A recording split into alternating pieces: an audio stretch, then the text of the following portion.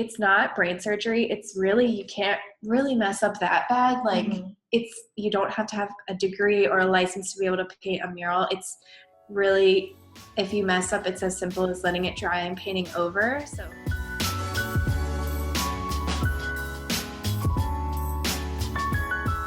Hey everybody, welcome to this week's Q&A. I'm here with Roxy and Phoebe from Pandr Design Co. and Drunk on Lettering. Welcome, guys. Thank you. Can you tell the people which one of you is which before we kick things off here? Yeah. Yeah, it gets confusing. Our voices are very similar, but I'm Phoebe. And I'm Roxy. Yeah. Awesome. And where in the world are you guys right now? We are in our office in San Diego, California. Nice. And I feel like I saw on Instagram recently that you guys were traveling. So did you just get back? Yeah, first day back in the office of 2-week travel stint. So we were in Boston and Philadelphia. Nice. Well, I'm honored that you are taking your first day back to chat with me. Yeah. So just before we get started, I want to mention to anybody watching, just as always, if you're watching this within the first 24 hours, make sure you leave a comment down below and you'll be entered in a draw to win a set of brush pens. Yeah, every week we do that. So yeah, make sure you've done that. But other than that, I think we're just going to kick it off. So we're going to be talking just about all things what you guys have learned about murals and working as a pair, which you guys are the first pair I've had on this show, actually. So oh my God, that's exciting. Yeah. So how long have you guys been working together? Let's start there. Yeah, it's coming up on 4 years now. Yeah, we met through Instagram and we started a meetup group together, and then that slowly transformed into a business of painting murals. So yeah, it's been about 4 years now. And so it's also not just painting murals. Like, can you talk a little bit about the podcast too? Yeah, so the podcast is coming up on 3 years this summer. I'm really bad with dates. So just like, I always think, oh yeah, we've been doing it for like a year. Oh no, it's been going on for a lot longer than that. So each week we interview a different creative over Skype and we get drunk, and it's very controversial. But the drinking aspect is just kind of to loosen people up and lighten the mood and get to know the personality behind the artwork that they're creating. So yeah, it's a fun, lighthearted podcast. Not for everyone, but we have enjoyed it for the last 3 years. Well, and it's like only, I don't know what time it is there, like 11 a.m. for you. So probably not drinking at the moment for this chat. Yeah, not at the moment. Yeah. When we interview people from Australia and it's 18-hour time difference and we have to record at like 8 a.m., we don't drink, but for the most part we do for every episode. That's awesome. So you guys have been working together for that long, and when you decided to start working together, you each had your own separate things, obviously. And was it like a huge adjustment to start working as a pair? Not really, because we both kind of hated our full-time jobs, and Roxy made the leap and jump ship first. And then I was kind of jealous of that. I'm like, oh, I need to do it. So it kind of lit the fire under my butt. And so then I made the leap, and we had already been collaborating via the meetup group that we created. So a lot of planning and work together on those events that we were hosting. And then also we'd been making little products, like stickers and pins here and there. So we worked really well together. Yeah.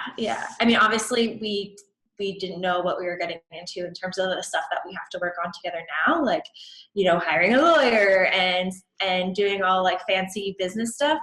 But that's kind of the great part of our relationship, is that we did all those first together. Like I didn't have a business background. Roxy didn't have a business background. So all these new and crazy steps that we had to take in our business, we were learning together.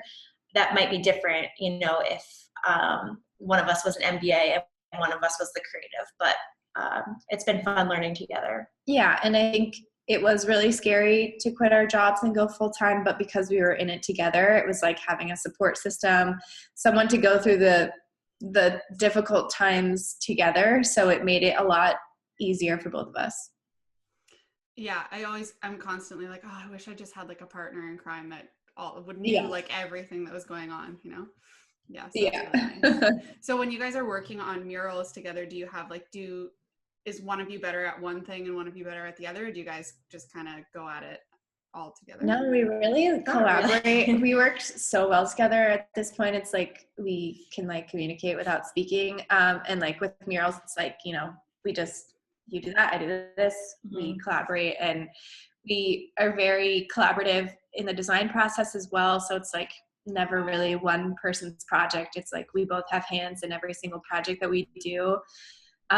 So yeah, it's very, very collaborative, and we've met other duos, and it's not that way for everyone. I haven't met anyone that works as closely together as we do, but that just works for us. It's like, it's not for everybody. It's hard to find someone that you work so well with, but it's really worked out for us. Yeah, well, you can tell like in your just all of the different Instagram accounts, which I'll ask you about later, but Yeah. you can just tell like all the pictures you guys have, it looks like you're having so much fun. But I know that sometimes the Instagram, you know, the reality behind it can be a little bit different. So and who knows, maybe you're putting on a show right now too, and actually we'll never know. No, we're pretty authentic. Yeah. What you see is what you get with us, basically. We're very transparent. We don't show the photos of us crying when a mural goes bad, but yeah. We talk about it on the podcast. Yeah. And we're going to talk about it right now. That's a perfect segue. So I know you guys have prepared a couple like lessons learned that you've figured out over the years. So maybe we'll just jump right in and start talking about those. Yeah. Well, some of them are more technical when it comes to actual mural painting, but some of them are just, you know. Well, I guess I just thought of one we didn't have on the list, which is an important one because people ask us all the time about painting murals, and like they're like, well, I'm not experienced enough or anything, but really it's not brain surgery. It's really, you can't really mess up that bad. Like you don't have to have a degree or a license to be able to paint a mural. It's really, if you mess up, it's as simple as letting it dry and painting over. So I think people make it out to be this really, really big deal thing, and like, oh, I'm not ready yet. But it's like, if you can design something, you can learn how to apply it to a wall. It's really not that big of a deal. But I'm glad people put us on a pedestal. I know, yeah. It is a lot of work. Yeah, so like going to that, although it's not brain surgery, every wall is different. So just from doing as many as we've done, we've learned that every wall is different and every project is different, and there will always be something that goes wrong. So in our recent one in Boston, we showed up and it was a pretty like controlled area. It's in a mall, so we knew that the temperatures and the lighting would be fine, and you know, it's in Boston, so of course we were like glad it wasn't outside. And but the mall manager ended up not letting us we weren't allowed to use ladders during the day. So that really threw a wrench in the project because she was scared about children running into the ladder or whatever, it being like a liability. So we had to come back in the middle of the night and paint from 8 p.m. to 3 a.m. So that was different. We painted the whole top half of the mural during the middle of the night, and then came back during the day and finished the bottom half. And yeah, it all worked out. It was fine. But while we were painting during the middle of the night in this vacant mall, they turned off the lights on us. That's kind of like a horror movie situation. And then we flew to Philly, and we had this, you know, awesome opportunity to paint at the Philly Stadium, which of course is outdoors, and it's in Philadelphia in March, which is kind of iffy weather. And it was very much not the best weather. There was some rain and wind. Not just wind, it was 17-mile-an-hour winds in 38-degree cold. So, and being from San Diego, like first time painting in gloves and like bundling up, and you know, you're scared to be on. One of our ladders literally blew over. Like the winds were so gnarly. And that was a brick wall. So the brick wall, we've learned, has its pluses and minuses. It's great in that it's a built-in grid. So we weren't able to project our design perfectly, but because we had the vertical lines and horizontal lines, you're kind of able to map out things a lot easier, which is nice. But especially with doing type on top of brick, it has all those weird divots in between. So you can paint a straight line but you have to go back in with a little baby brush and do all those little divots for the letters to actually connect and look legible. So a lot more intensive of a process. So when you guys started painting murals, like you just kind of figured it out as you went and got better, made mistakes. Yeah. There was never any like, we learned how to do it here and then we started doing it. It was like, we learned as we went. That's how we've been with every single thing we've started. Like starting the podcast, we had no idea how to do that. Starting our nonprofit, like we had no idea how to do any of this stuff. And we just kind of learned from the experience of doing it. So now that we've painted over 100 murals, we definitely know our shit, but even still it's like things come up and like challenges arise that we never thought of. And so yeah, we are working on a resource right now to teach people how to paint murals, which will be available hopefully in the next couple months. But yeah, we couldn't find a resource like that. We were trying to Google and find some stuff, and we reached out to other muralists, and we made some friends with some other muralists, and we came and like observed them painting. But for the most part, we just learned everything just by doing. Yeah, I feel like that's how it is too, because they're really like you can look it up and find the odd like tidbit of information, but you kind of just have to do it and make the mistake, and then you'll know what questions to ask next time, like about the lights. So do you have kind of like a standard set of questions that you ask clients when they're inquiring with you? Yeah, usually we start by asking for photos and dimensions of the wall. We travel a lot, so we don't really get to see the space until we are there to paint. Yeah, so we just ask usually for a few photos. It's great if we can see kind of what's going on around the mural too, so we know that whatever we'll be designing will fit in with the existing decor. And dimensions are obviously important because we want to know how big this wall is and how to charge, because we charge based on square footage. And sometimes, yeah, they will give us the wrong dimensions, like someone was lazy in measuring the height, and we show up and the wall is a lot different, and so then that affects the design. And then we have to, revisit the conversation of, listen, you owe us more money because this is double the size of what you actually said it was, which we have all written in our contract. So that was another thing we learned by doing, was every time something goes wrong on a project is putting it into a clause into our contract, which will then protect us for the future. And the texture of the wall, and always make sure to ask if we can paint during business hours, because there have been times besides this project where we had to paint through the night, and it's nice knowing ahead of time so you can prep your sleep schedule. But with traveling, we always have to ask for a ladder, and there's always things that come up. Ask for the background paint, so that if there is any touch-ups that needs to happen, we can just use the existing color, because trying to match the wall color you can take an X-Acto knife and cut out a piece and then bring that, but it's a whole process rather than if they just have that extra paint on hand, then that's great. So one thing you mentioned right at the starting of that answer was that you charge by the square foot. And I know that people are always asking that question about pricing. And so did you always price like that, or did you start off with smaller jobs that were maybe by the job? Yeah, we've always done by square foot because that's what clients can understand and digest. And we came up with a price that basically includes all the supplies. Of course, if we're traveling, that would be an added fee to it, but we charge based on square footage and complexity. So we always give our clients tiered pricing, because something that's, 1 to 2 colors, pretty simple, is very easy to apply. And then something with a lot of detail, illustration, and lettering, that can take a lot more time. So basically our pricing is $30 to $60 a square foot, depending on what they're looking for. And we have a minimum pricing of $3,000. Nice. Yeah, that makes a lot of sense. Yeah. I feel like people get thrown off when they start doing jobs that are like window lettering or signage lettering that's not murals, and then they switch to murals because a lot of people don't charge by the square foot for those kind of things. So yeah, for sure.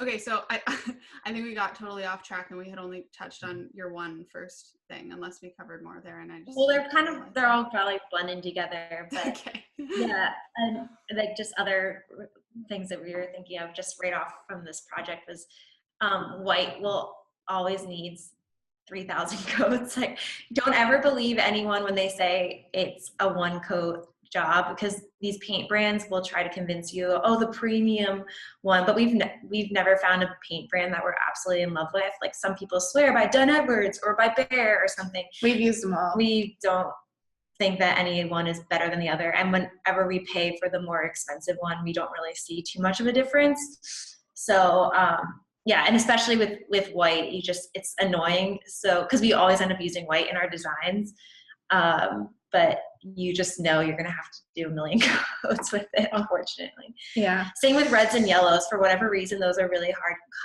pigments for paint to create, and so they usually turn out pretty thin, and you have to do a bunch of coats with those. Interesting. Yeah, those are like totally things you would never figure out by, taking or Googling it. You have to just put them on a wall and see. Yeah. We've also learned that you can't please everyone. A lot of times we work with clients where there's a few different people on the team trying to decide which design they like, and it's just impossible to please everyone. And even when we paint our murals we specialize in creating basically social media moments where people are going to take photos in front of them, but you can't ever create something that's going to please everybody. So we just know that like not everyone is going to love our work, and that's okay. Like, we try not to focus on that part of it. Yeah, absolutely. And I think that goes for every kind of art ever. But, definitely. Yeah. I just had something really good to ask you and now I forget it. I should have a notepad right here. I keep coming up with questions and I'm forgetting them. I remember what it was. Yay. What is the biggest screw up you guys have ever had on a mural? We don't make mistakes. I don't know.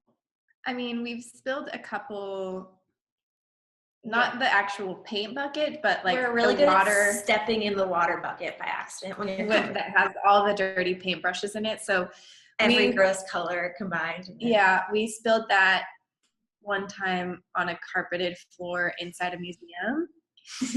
And of course it was at night, so no one was there. So like we just had to like run around like crazy people trying to find something to clean this up with. And luckily we got it out so the client didn't see it, but that was definitely a scary moment. Yeah, knock on wood, we haven't spilled any actual paint gallons or things. I don't know, I think we feel more like screw ups when we didn't charge enough. Yeah.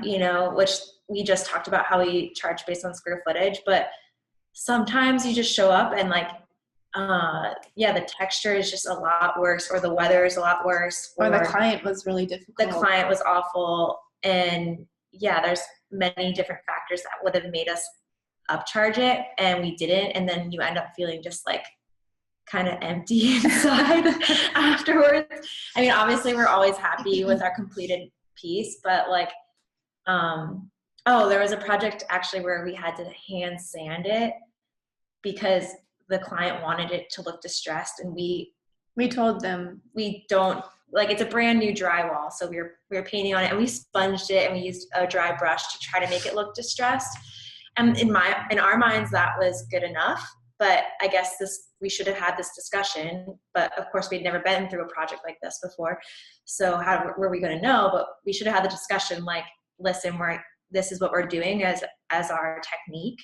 And then when he or she said they wanted it to be hand sanded, then we should have put the red flags up there, because it was like 100-foot long wall. It was really crazy. And we had to come back, like a month after we'd already like put this thing that was out of our mind. We were done with this, and we had to come back, rent scaffolding, because we weren't allowed to use a scissor lift on the ground anymore because they'd installed the flooring.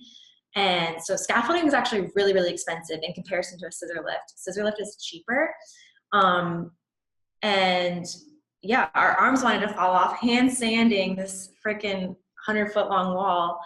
And in our eyes, it didn't really look any different. So we wish we charged more for that project. Yeah. Absolutely.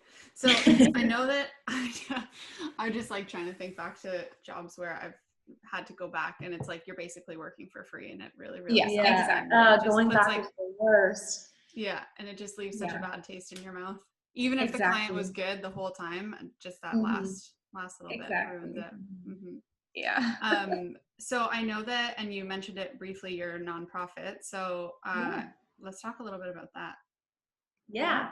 So because we didn't have enough Instagrams before, we decided to add another one. Yeah. So we just had all this free time. Yeah. This one is called Ladies Who Paint, and yes, we are officially a nonprofit. Very exciting, because that's a whole different ballgame. You know, applying with the IRS and doing all that paperwork. So that was a fun learning experience. But yeah, we started this nonprofit because we see that there, like many other industries, there is a bit of sexism in the muralist world. So trying to combat that by empowering 10 female muralists and flying them to San Diego in the fall. And they'll each be painting a mural and, you know, beautifying the community of San Diego, but also we want them to have fun. So we're planning all these awesome activities, and it's basically like a big retreat. And we rented this really cool beach house. It's going to be a blast. But we're excited to see it all together. We're having the murals situated right next to each other within an area of downtown San Diego. So the community can really see an impact, because we've seen a few mural festivals where the murals are just kind of scattered everywhere and you don't realize the impact because they're not all going up close together. So this will be like an outdoor gallery is what we're trying to achieve. Yeah, it came about because we've participated and seen different mural festivals where, you know, it's like seen as like this elite thing, getting invited to a mural festival, and we got invited to one, and we were one of only a couple women out of 40 artists, and that was a real bummer. We were pretty upset about that, and we started doing some research, and we found that all the other ones we were looking at were the exact same way. And we started doing research on how, you know, the art and design community in murals is heavily skewed male, even though we know that there are so many amazing women painters out there and street artists. And we had started the account Ladies Who Paint a couple of years ago just as a feature account, because we were seeing like all these street art blogs and you know, muraling accounts that were never featuring women. And it's just like, what is going on? Like, there's so many talented women out there. So we wanted to start this account, and then it just transformed into this nonprofit. We were on the plane back from that mural festival we were in, just like writing all these notes, like, this is what we're going to do, and this is why it's going to be the best, and like, this is who we want to bring out. And it's coming to life now. So it's very, very exciting. That's really cool. I didn't realize that that was the goal, like the end goal of it was that, not the end, but like the main goal of it was that festival. That's really cool. So you've already chosen all of the artists, obviously, and yeah, we're slowly announcing the artists. Yeah, we have 10 artists that we're bringing out from 4 different countries and all over the US. And we're hoping to have this be an ongoing thing where we do it every year. And we'll just, you know, we never really have a plan when we create these things, and they just kind of snowball into something bigger than we could have imagined. So we'll see what it's like in the next few years. Yeah, that is really cool. That's such a, that's definitely like a brand new idea that I've never heard anything like that. So that sounds really cool. And I definitely have noticed the sexism thing, not just, I mean, I don't follow enough like mural accounts or mural painters to really see it there, but just in lettering. Oh yeah, it's crazy. And there are a lot more women starting to do it now, but you see this, like, I at least I see this like really clear divide between women doing calligraphy and modern calligraphy versus like men doing lettering. And there's some that are starting to like overlap, but mostly you see one or the other on Instagram. Yeah, and we go to like these design conferences for letterers, and we're the only female speaking out of 10 people, and we're like, this is really off. Like, this is not okay. So we're just trying to, you know, the more we talk about it, the better it will be. And like, we teach workshops all over for lettering, and it's always all women, but yet on stage, it's always all men. So it's very interesting. Roxy had a gross troll comment on one of her posts promoting the nonprofit. And he said, like, well, I'm pretty sure the only reason the female muralists aren't being featured is because they're just not as good. It's like insert eye roll. Yeah. So gross. Yeah. What? Like, again, you saw by my expression, I like didn't have words. Yeah. I just, Yeah. Yeah. That's just so false. Like, Yeah. what? I don't Yeah. get it.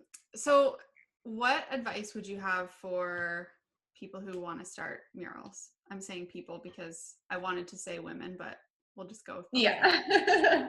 I would say some advice is if there's some kind of project you want to start or something you want to try, just go for it. You don't need to like wait and prepare so much to where you're perfect, because you probably won't ever end up doing it, and you learn so much more by just doing it.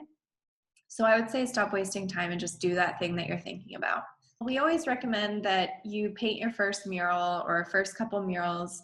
Do it for free as a learning experience for either a nonprofit, a school, or just in your house, not for like a client that you can end up charging money for. We did it and we got away with it by doing our first paid mural. Like our first mural was a paid mural for a client, and you know, I wouldn't recommend doing that because that's definitely probably a risky move. So I'd recommend, doing it for free for a nonprofit, school, or just in your house or friend's house, and then getting that experience. So you know what really goes into it, because it is a lot of work. You can't, there's certain things that I would recommend not doing for a design for a mural, just because it is hard to paint. It's hard to make it perfect. And it's a totally different experience painting it on a wall rather than drawing it on paper. Yeah, like painting inlines are so annoying. So we try not to design with them.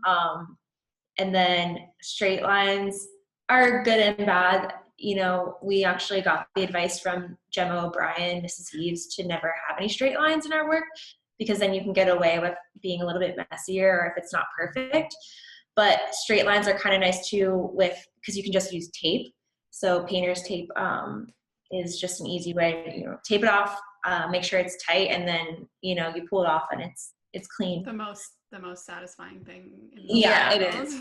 Yeah, never design your mural to be symmetrical. That's just setting you up for, it to look bad. We've seen a few options, or people do it and we're like, how do they do that? It just drives.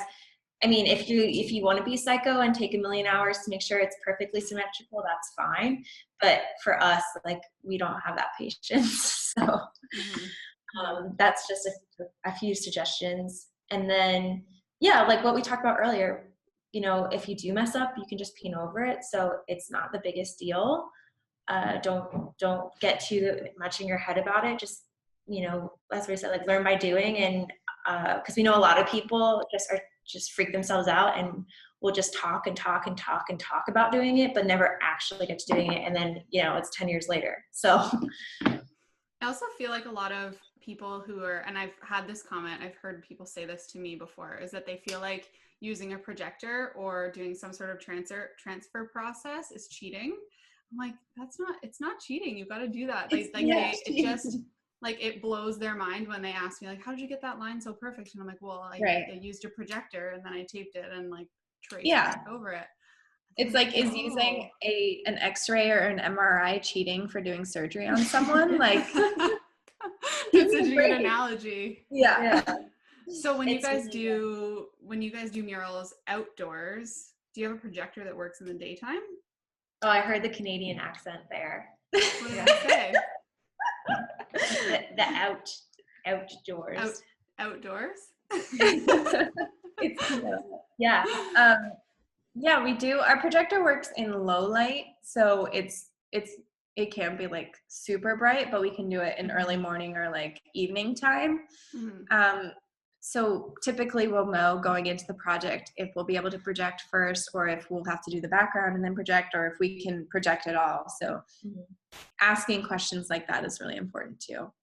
Yeah, I love that you guys agree that it's not cheating, because I get that literally every time I do something. Not even murals, just like menu boards or any kind of stuff. Yeah, I hate those people. Yeah, is using a calculator cheating? Like, give me a break. I agree.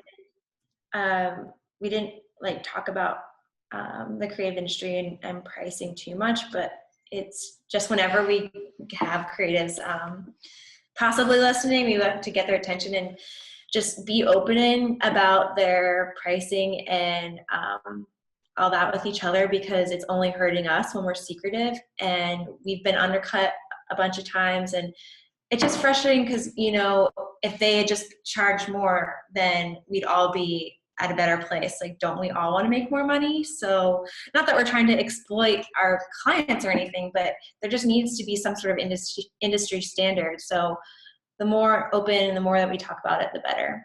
Yeah, because what we do has tremendous value, and I think people forget about that, and they think they're fine just being happy doing what they love. And Roxy always says this too, it's a good analogy. Like, Beyonce is probably really happy doing what she loves too, but she makes also gets to make a lot of money. So just think about Beyonce.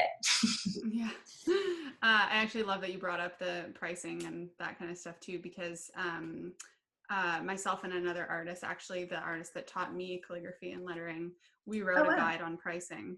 That's great. Cool. And it was because we noticed that there were so many people like up and coming not charging enough, and it was screwing us over, and so we wrote a course on it. And we actually just recently revamped the whole thing and got someone in to do a section on murals. So it exists. Awesome. Yay, that's great. It exists. Yeah. But I do appreciate like that you guys, when we talked about pricing, you straight up said exactly what you charge. Like I find that really refreshing, because a lot of people don't do that. Yeah, it's this weird like secretive thing, and it doesn't need to be. It's not helpful for anybody to be secretive about that. Yeah, exactly. Yeah.